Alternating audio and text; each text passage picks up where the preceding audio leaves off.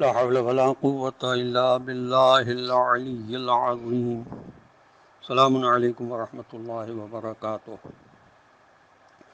اللہ تبارک و تعالیٰ کا شکر ہے کہ اس نے مجھے یہ توفیق عطا فرمائی کہ میں کراچی سے تاج العلماء مولانا محمد نقی نجفی علی اللہ مقامہ کا پوتالی احمد آپ کی خدمت میں اس وقت سورہ اعراف کے رکوع نمبر 18 کی آیات کے ساتھ حاضر خدمت ہوں.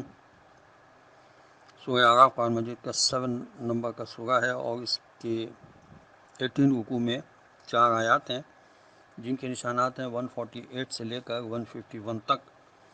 آیت نمبر 148 سے تلاوت کا شرف میں حاصل کر رہا ہوں. اعوذ باللہ من الشیطان اللعین الرجیم. بسم اللہ الرحمن الرحیم.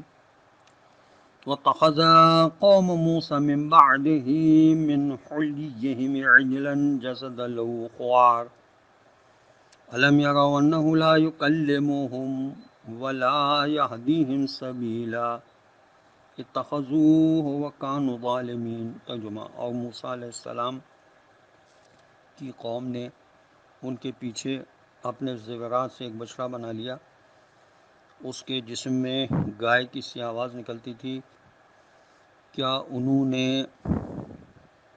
غور نہیں کیا کہ وہ نہ تو ان سے بات ہی کر سکتا تھا اور نہ انہیں سیدھا راستہ بتاتا تھا، پھر بھی انہوں نے اسے اپنا معبود یعنی خدا بنا لیا. وہ واقعاً سخت گنہگار و ظالم تھے.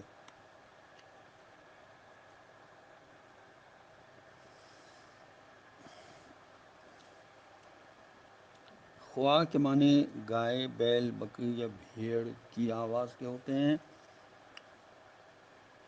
جو بے معنی سی معلوم ہوتی ہے. تفسیر تبیان میں لکھا ہے کہ خدا کا فرمانا اور موسیٰ علیہ السلام کی قوم نے ان کے بعد یعنی حضرت موسیٰ علیہ السلام کے کوہ طور پر تورات لانے کے لیے جانے کے بعد اپنے زیوروں سے ایک مورتی بنا لی اور اسے خدا سمجھ کر پوجنے لگے. اس کی اصل وجہ تو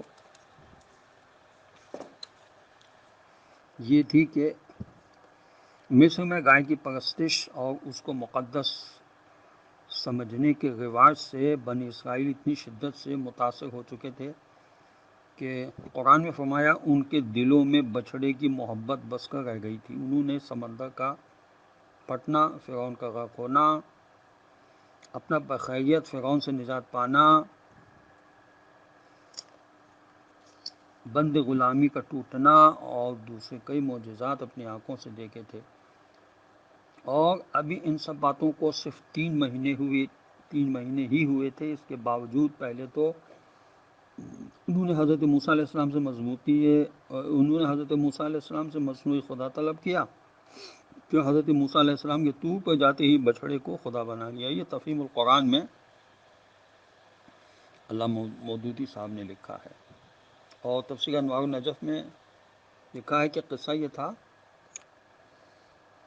کہ چونکہ بنی اسرائیل فرعونیوں میں جزیہ دے کر زندگی بسر کیا کرتے تھے اور جب ان کا عید کا دن ہوتا تھا تو انہی سے وہ زیورات عاریتاً لے لیا کرتے تھے. جس دن حضرت موسیٰ علیہ السلام کو حکم ہوا کہ بنی اسرائیل کو ساتھ لے کر نکل جائیے، وہ عید کا دن تھا اور فرعونیوں کے زیورات ان کے پاس تھے. جب دریائے نیل عبور کر کے پار ہوئے اور فرعون میں اپنے لشکر کے غرق ہو گیا تو حضرت موسیٰ علیہ السلام وعدہ خداوندی کے ماتحت اپنے بھائی حضرت ہارون علیہ السلام کو اپنا جانشین بنا کر کوہ طور کی طرف چلے گئے. جب 30 دن گزر گئے بس سامری جو ایک چالاک کاریگر بھی تھا اس نے بنی اسرائیل سے فرعونیوں کے زیورات اکٹھا کر کے سونے کو پگھلا کر ایک گوسالے کا نمونہ بنا دیا جو گائے کے بچے کی طرح آواز نکالتا تھا. اس کے بارے میں قول یہ بھی ہے کہ سامری نے جبرائیل علیہ السلام کے گھوڑے کے سمو کی مٹی لے کر بچڑے کے قلب میں ڈالی تھی، بس وہ آواز نکالنے لگا. آیت نمبر 149. وَلَمَّا سُقِطَ فِي أَيْدِيهِمْ وَرَأَوْا أَنَّهُمْ قَدْ ضَلُّوا قَالُوا لَئِن لَّمْ يَرْحَمْنَا رَبُّنَا وَيَغْفِرْ لَنَا لَنَكُونَنَّ مِنَ الْخَاسِرِينَ. ترجمہ. پھر جب ان کی حماقت کا جادو خود ان کے ہاتھوں سے ٹوٹا اور انہوں نے دیکھا کہ وہ واقعی بالکل گمراہ ہو چکے ہیں، تب وہ کہنے لگے اگر ہمارا مالک ہم پر رحم نہ کرے گا اور ہمیں معاف نہ کر دے گا تو ہم بڑا ہی نقصان اٹھانے والوں میں سے ہو جائیں گے۔ آیت نمبر 150۔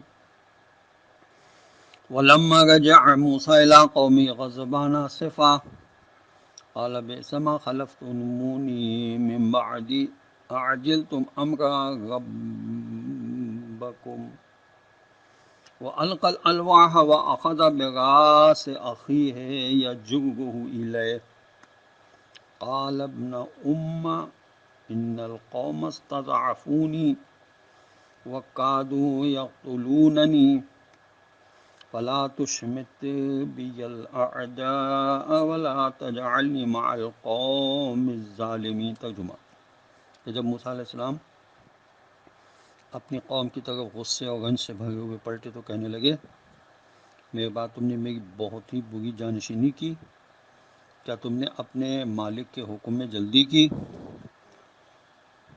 یہ کہا اور تختیاں پھینک دیں اور اپنے بھائی ہارون علیہ السلام کا سر پکڑ کر اپنی طرف کھینچا۔ وہ بولے اے میرے ماجائے، ان لوگوں نے مجھے کمزور سمجھ لیا اور قریب تھا کہ یہ مجھے قتل کر ڈالتے، بس آپ علیہ السلام مجھ پر دشمنوں کو ہنسنے کا موقع نہ دیں اور اس گناہ گار ظالم قوم کے سامنے مجھے شرمندہ نہ کریں۔ لغات القرآن میں لکھا ہے کہ اس آیت میں ہاتھوں کا ذکر اس لیے کیا گیا ہے کہ شرمندگی تو دل میں پیدا ہوتی ہے مگر اس کا اثر ہاتھوں سے ظاہر ہوتا ہے، جیسا کہ قرآن میں ارشاد ہوا کہ قیامت کے دن ظالم اپنے ہاتھوں کو کاٹ کاٹ کر کھائے گا۔ حضرت امام جعفر صادق علیہ السلام سے روایت ہے کہ جناب رسول خدا صلی اللہ علیہ وسلم نے فرمایا کہ حضرت ہارون علیہ السلام نے حضرت موسیٰ علیہ السلام کو ماجائے ابن اس لیے فرمایا کہ باپ سے جتنے بھی بیٹے ہوں ان کی مائیں مختلف ہوں تو ان میں اکثر دشمنی ہو جایا کرتی ہے، سوا ان کے کہ جنہیں خدا اس سے محفوظ رکھے، لیکن ایک ماں کی جتنی اولاد ہوتی ہے ان میں دشمنی عقل سے بعید ہے۔ تفسیر صافی میں لکھا ہے کہ روایت میں کہ حضرت ہارون علیہ السلام حضرت موسیٰ علیہ السلام سے 30 سال بڑے تھے، وہ بڑے حلیم اور بردبار تھے، اسی لیے بنی اسرائیل کو بہت دوست رکھتے تھے۔ اور تفسیر مجموع البیان میں لکھا ہے کہ حضرت موسیٰ علیہ السلام کا اپنی قوم سے فرمانا کہ تم نے جلدی سے کام لیا، یعنی میرے آنے میں کچھ دیر ہوئی اور تم میرے آنے کا انتظار نہ کر سکے اور مورتی بنا کر پوجنے لگے۔ یہاں تفسیر قرطبی میں لکھا ہے کہ محققین کے نزدیک قیاس مال فارق سرتاثر لغو اور باطل ہے۔ کہاں نبی العظم کا جوش توحید میں غصہ کرنا اور کجا موسیقی کے سرتال پر جوش جنون میں کپڑے پھاڑ ڈالنا، ان دونوں چیزوں میں کوئی یکسانیت نہیں ہے، یہ قرطبی نے لکھا ہے۔ اور بات صحیح ہے کہ وہاں نبی کوئی ایسی بات نہ کرتے تھے اور نہ کسی نبی نے کی جو ایک عام معاشرے میں صحیح نہیں سمجھی جاتی۔ بہت سی چیزیں ملاوٹ کرتی گئی ہیں اور خاص طور سے جو بنی اسرائیل کی روایات ہیں ان میں انہوں نے نبیوں کی توہین کرنے کی کوشش کی ہے، اس کو بہت سے لوگوں نے نقل کیا ہے جو صحیح نہیں ہے، جو عقل کے مطابق نہیں ہے، لیکن بہت سے لوگوں کو بس یہ اپنے کلام کو آگے بڑھانے کے لیے ایک عادت سی ہوتی ہے کہ وہ ہر چیز کو نقل کر دیتے ہیں، یہ نہیں دیکھتے کہ اس سے توہین تو ہو گئی ہے یا نہیں ہو گئی ہے، بس وہ اپنے بیان کو لمبا کرنے کے لیے اور اپنے منہ کو چلانے کے لیے مجمع کے سامنے کہ دیکھو یہ بول رہا ہے، اور مجمع بھی یہ چاہتا ہے کہ کوئی ایسا انسان ہو جو اس کے سامنے بولتا رہے اور زیادہ شدت کے ساتھ بولے گا، تیز آواز کے ساتھ بولے گا، چیخ پکار کرے گا تو لوگ اس کو زیادہ غور سے سنتے ہیں کہ دیکھو کہ چیز زبردست چیخ پکار کر رہا ہے، کیسی ایکٹنگ کر رہا ہے۔ آج کل وہی ذاکر مقبول ہو جاتا ہے جو چیخ پکار کرے، تیز آواز سے بولے، ایکشن اچھے کرے۔ بہر خدا ہمارے ہر کام میں خلوص ہمیں عطا کرے۔ آیت نمبر 151 اس رکوع کی آخری آیت ہے۔ قال رب اغفر لی ولأخی وادخلنا فی رحمتک وانت ارحم الراحمین۔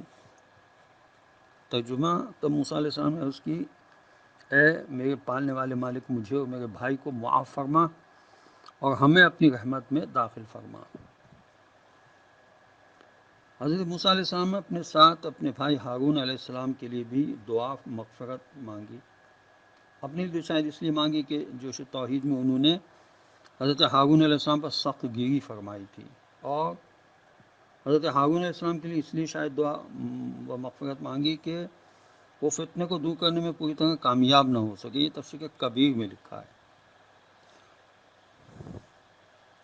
مگر یہ استدلال کافی کمزور ہے۔ حضرت ہارون علیہ السلام نے بھرپور کوششیں کی مگر قوم نے ایک نہ سنی۔ اصل میں نبی کا استغفار کسی کوتاہی یا گناہ کے سبب سے نہیں ہوتا، بلکہ وہ خدا کی عظمت کے پیش نظر اپنی کوششوں کو اس کی عظمت اور حق کے مقابلے میں کمزور سمجھتے ہیں۔ اس لیے حضور اکرم صلی اللہ علیہ وسلم بھی روزانہ 100 مرتبہ اللہ کی بارگاہ میں استغفار کیا کرتے تھے۔ ہمیں بھی چاہیے کم سے کم جس نماز کے بعد بھی ممکن ہو ایک درود کی تسبیح اور ایک 100 مرتبہ استغفار کی تسبیح پڑھ لیا کریں۔ اس کے انشاءاللہ بہت اچھے اثرات ہوں گے۔